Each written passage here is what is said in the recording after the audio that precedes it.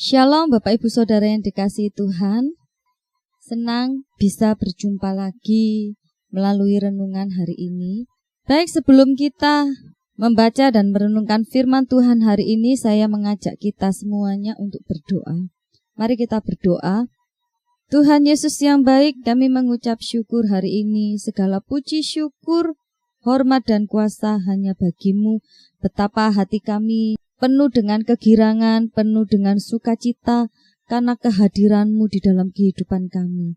Bapa, hari ini kami siap untuk mendengarkan firman-Mu. Mari berbicaralah Engkau di dalam hati, dan supaya firman-Mu hari ini boleh menjadi rema atas hidup kami. Untuk kami terus dan terus mengingat selalu kebaikan-kebaikan-Mu di dalam kehidupan kami. Terima kasih Tuhan Yesus, terima kasih di dalam nama-Mu kami sudah berdoa dan mengucap syukur. Haleluya, amin. Mari bersama-sama kita lanjutkan bacaan firman Tuhan hari ini yang terambil dari Markus pasal yang ke-1, ayat yang ke-12 sampai dengan 13. Pencobaan di padang gurun. Segera sesudah itu roh memimpin dia ke padang gurun.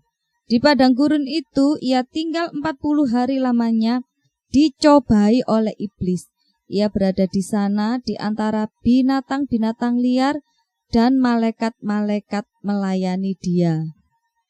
Puji Tuhan, hari ini saya akan memberikan tema renungan kita, yaitu tips supaya tidak jatuh dalam masa pencobaan. Perhatikan ayat yang ke-12. Segera sesudah itu, roh memimpin dia ke padang gurun. Mari garis bawahi kata roh memimpin dia. Dia di sini yang dimaksud adalah Yesus atau Tuhan Yesus. Sedangkan roh di sini yang dimaksud adalah Roh Kudus. Roh ini adalah roh yang sama yang turun atas Tuhan Yesus saat peristiwa baptisan terjadi. Pada saat itu ketika Allah menjelma menjadi manusia. Kenapa Allah menjelma menjadi manusia? Tujuannya diantaranya adalah untuk memulihkan dan mengembalikan gambar serta rupa Allah yang sudah rusak karena dosa manusia. Nah, Roh Kudus inilah yang akhirnya juga membawa Tuhan Yesus ke padang gurun. Dan ayat yang ke-13, di padang gurun itu ia tinggal 40 hari lamanya, dicobai oleh iblis. Ia berada di sana di antara binatang-binatang liar dan malaikat melayani dia. Ternyata Roh Kudus itu tidak hanya sekedar membawa Yesus di padang gurun saja, tapi Yesus juga dibiarkan dicobai oleh iblis. Dan di padang gurun itu juga tempatnya kalau kita perhatikan terbilang sangat berbahaya. Karena tempat itu juga ada binatang-binatang liar. Ketika saya membaca ayat yang ke-13 ini, saya berpikir ini sangat mengerikan, sudah dicobai. Apalagi tempat di mana Tuhan Yesus dibawa itu sangat berbahaya. Banyak binatang-binatang liar. Nah, kadang kita juga berpikir, kalau Roh Kudus yang memimpin, pasti semuanya aman. Tapi kenyataannya, justru di padang gurun itu, Roh Kudus sengaja membiarkan Yesus dalam pencobaan. Padahal, Yesus itu adalah Tuhan di atas segala Tuhan. Dia itu loh, Raja di atas segala Raja. Dia ini pemilik dan penguasa bumi dan surga. Gitu masih dicobai. Kadang-kadang kita sebagai manusia selalu menggerutu dan mengeluh saat pencobaan itu datang. Sebenarnya kalau kita renungkan, tujuan dari pencobaan itu untuk mendewasakan iman kita, mendewasakan kepercayaan kita kepada Tuhan, dan semakin membuat kita itu secara rohani semakin bertumbuh di dalam Tuhan, berakar kuat, bahkan kita bisa berbuah, dan buah itu bisa memberkati banyak orang. Ingat satu hal, bahwa pencobaan-pencobaan yang kita alami itu tidak pernah melebihi kekuatan kita. Dan yang pasti, semuanya itu tetap aman dalam kendali Tuhan. Nah, Bapak Ibu Saudara yang dikasihi Tuhan, hal apa yang perlu kita lakukan supaya kita tidak jatuh pada saat kita masuk di dalam masa pencobaan itu? Yang pertama yang harus kita lakukan adalah percayalah, Roh Kudus selalu memimpin tiap langkah hidup kita. Pandangan keliru manusia saat pencobaan itu datang, yaitu merasa bahwa Tuhan itu sudah meninggalkan, merasa Tuhan itu sangat jauh sekali. Dan kadang manusia itu merasa bahwa Tuhan tidak akan pernah menjawab doanya. Buktinya sudah berdoa bertahun-tahun. Bahkan banyak pernyataan yang menyatakan bahwa Tuhan akan menolong, Tuhan akan menepati janji-janjinya. Tapi kenyataannya berbicara lain. Kita merasa bahwa semua doa-doa kita itu tidak ada gunanya. Dan parahnya, kadang manusia merasa bahwa Tuhan itu hanya PHP. Tuhan ini hanya PHP saja. Sepertinya hanya memberi harapan palsu saja. Setiap kali selalu berjanji bahwa Tuhan akan menolong, Tuhan akan menyertai. Tapi kenyataannya sampai dengan saat ini, hidup kok merasa selalu masuk di dalam pencobaan-pencobaan saja. Rasanya semakin sulit saja pergumulan. Bapak Ibu Saudara yang dikasihi Tuhan, jika kita sempat berpikir seperti itu, mari mulai hari ini stop. Itu pikiran yang salah. Ketika hidup kita mulai fokus hanya pada pencobaan saja, maka sampai kapanpun kita akan selalu merasa roh yang dijanjikan itu tidak pernah memimpin hidup kita. Jangan pernah kita terintimidasi oleh iblis dengan kata-katanya, kamu gak bakalan akan menang, kamu gak bakalan hidup benar. Sudahlah, menyerah saja, Tuhan gak bakalan menjawab doa-doamu. Semua janji-janji Tuhan itu tidak bakalan digenapi di dalam kehidupanmu. Kadang, iblis memang sengaja menanam pikiran-pikiran itu di dalam hidup kita.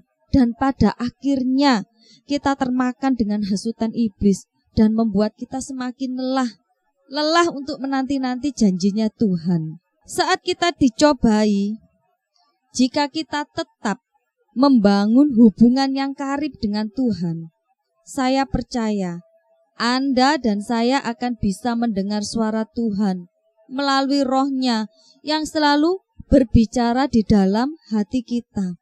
Bagaimana mungkin kita bisa merasakan penyertaan dari Roh Kudus, penyertaan dari Tuhan, kalau hubungan kita saja dengan Tuhan tidak intim? Membaca Alkitab pun selalu kalau ada waktu, bahkan mungkin lubang-lubang, kadang baca, kadang tidak. Kalau kita sudah mulai menjauhi Tuhan, karena begitu beratnya masalah kita, kalau kita sudah mulai merasa lelah, kalau kita sudah merasa capek menanti setiap penggenapan janji Tuhan, ingatlah dan percayalah, Roh Kudus, roh yang dijanjikan itu akan selalu memimpin langkah hidup kita dan membawa kita untuk berjalan mencapai garis di mana titik itu adalah titik di mana Tuhan menjawab semua doa-doa kita. Jangan pernah putus asa. Kalau sampai saat ini kita merasa doa kita belum dijawab, kalau kita sampai saat ini merasa pencobaan ini terlalu berat untuk saya Tuhan, stop, berhenti sampai di situ. Tetapi mulai paksa diri kita untuk kita terus membangun hubungan yang semakin intim dengan Tuhan.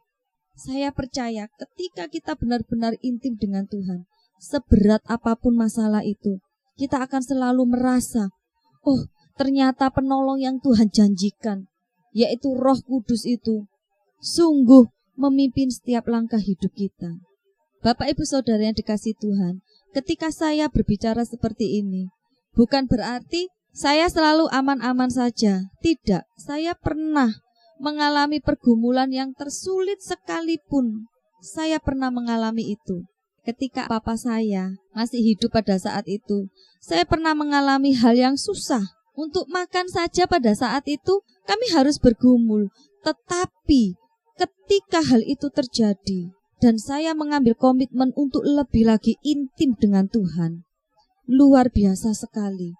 Sesulit apapun masa-masa pada saat itu, Tuhan selalu menuntun langkah hidup saya. Roh yang dijanjikan itu untuk menghibur saya, benar-benar saya merasakan penyertaannya. Yang kedua, supaya kita tidak sampai jatuh ketika masa pencobaan itu datang. Ingat selalu bahwa pertolongan Tuhan itu tepat pada waktunya. Kadang sebagai manusia saat pencobaan datang, kita merasa waktu-waktu ini sulit. Sama sekali merasa tidak ada lagi jalan keluar. Kadang sampai kita sering mengeluh, kapan ya Tuhan selesainya pencobaan ini? Satu belum selesai, satu datang lagi. Satu belum selesai, satu datang lagi. Bapak, Ibu, Saudara yang dikasihi Tuhan, saya ingin katakan ketika kita berpikiran seperti itu, saya percaya kita akan menjadi lelah. Tidak hanya lelah secara fisik, tetapi iman dan rohani kita juga akan menjadi hambar, menjadi lelah. Pencobaan itu datang tidak melihat waktu. Tuhan Yesus saja kalau kita baca Alkitab dikatakan memerlukan waktu 40 hari untuk bisa lolos dari pencobaan itu, untuk bisa keluar dari masa pencobaan itu. Loh, berarti Tuhan Yesus lemah dong? Tidak, Tuhan tidak lemah. Tuhan sangat kuat. Dia Tuhan yang hebat. Justru dari waktu yang Tuhan alami ketika dia dicobai, kita harusnya belajar seperti Tuhan Yesus. Ketika pencobaan itu datang, yang dia kerjakan adalah tetap sabar. Tuhan tidak pernah sedikit pun mengeluh. Dia bisa saja menolong dirinya, tetapi saat itu tidak Tuhan lakukan. Karena Tuhan ingin mengajarkan kita, ketika Tuhan izinkan pencobaan itu datang dalam hidup kita, yang terbaik adalah kita tetap bersabar. Nanti-nantikan semua janji Tuhan. Nanti-nantikan semua pertolongan Tuhan. Percayalah bahwa pertolongan Tuhan itu tepat pada waktunya. Tuhan tidak gerusa-gerusu untuk menolong kita. Begitu kita berteriak, berseru di hadapan Tuhan, Tuhan tolong saya, Tuhan kapan janjimu terwujud? Tiba-tiba Tuhan wujudkan itu. Tidak, Tuhan tahu kapan waktu yang tepat, kesiapan kita untuk kita benar-benar bisa menerima janji Tuhan itu. Tuhan mengerti kapan waktunya yang tepat untuk kita. Jangan-jangan kalau Tuhan tolong hari ini hidup kita, kita belum siap. Mungkin keadaan ekonomi kita sedang terpuruk. Begitu kita berdoa, Tuhan berkati keuangan kami, berkati usaha kami, berkati bisnis kami. Kalau Tuhan langsung menjawab doa kita, hati-hati, kalau kita tidak siap dengan pertolongan Tuhan, justru kita akan bisa terjatuh. Kita akan merasa bahwa semua yang kita lakukan, keberhasilan kita, karena kekuatan kita, karena kecerdasan kita. Jadi Bapak, Ibu, Saudara yang dikasihi Tuhan, ketika pencobaan itu terjadi dan diizinkan terjadi dalam hidup kita, jangan pernah mengeluh. Percayalah, pertolongan Tuhan itu tepat pada waktunya. Semakin kita mengeluh, semakin kita lemah dan tidak berdaya. Semakin kita bersyukur, itu akan menjadi kekuatan untuk kita. Tuhan itu tidak akan pernah terlambat untuk menolong kita. Hal yang tidak mungkin menurut ukuran manusia, saya percaya itu selalu mungkin menurut ukurannya Tuhan. Bapak, Ibu, Saudara yang dikasihi Tuhan, jika hari-hari ini kita mulai merasa takut, mulai merasa khawatir, sadar tidak sadar sebenarnya kita sudah menghina Tuhan. Kenapa? Karena kita tidak lagi percaya bahwa Tuhan yang begitu hebat, Tuhan yang begitu besar, Tuhan yang begitu mulia, sanggup untuk menolong kita. Jadi tetap nantikan janji Tuhan itu, karena pertolongannya tepat pada waktunya. Tidak terlalu lebih cepat ataupun lebih lambat. Semuanya tepat waktu. Seperti halnya matahari terbit. Tidak terlalu lebih pagi ataupun lebih siang. Tapi matahari itu terbit tepat pada waktunya. Dan ketika kita bisa memiliki pikiran seperti itu, ketika kita bisa yakin bahwa pertolongan Tuhan itu tepat pada waktunya, mata kita akan terbelalak. Oh, luar biasa Tuhan. Ternyata ini maksud-Mu. Kenapa saya harus menunggu dengan waktu yang begitu lama untuk bisa melewati masa-masa pencobaan ini? Ternyata di balik semuanya itu, Tuhan mau mengangkat hidup kita untuk menjadi kepala dan bukan ekor, untuk menjadi orang yang diberkati, untuk menjadi orang yang tidak hanya diberkati saja, tetapi hidup kita bisa menjadi berkat untuk hormat dan kemuliaan nama Tuhan. Jadi Bapak Ibu Saudara yang dikasihi Tuhan, jika hari-hari ini Tuhan izinkan pencobaan datang dalam hidup kita, supaya kita tidak terjatuh, ingat dua hal ini. Yang pertama, percayalah, Roh Kudus selalu memimpin tiap langkah hidup kita. Roh itu tidak pernah meninggalkan kita sedikit pun. Yang kedua, percayai bahwa pertolongan Tuhan itu akan datang tepat pada waktunya. Selamat menikmati setiap janji Tuhan, selamat menikmati setiap penggenapan Tuhan, selamat menikmati kesembuhan dari Tuhan. Kiranya Tuhan Yesus memberkati kita semua. Mari kita berdoa. Tuhan, hati kami bersyukur untuk hari ini. Kami percaya pertolongan-Mu tepat pada waktunya. Yang sakit Tuhan akan sembuhkan. Yang memerlukan pekerjaan tepat pada waktunya, Tuhan akan memberikan pekerjaan yang terbaik. Yang bergumul untuk keturunan, sungguh biarlah waktu-Mu yang tepat itu yang akan terjadi Tuhan. Kami percaya Tuhan, setiap pergumulan kami akan Engkau jawab tepat pada waktunya.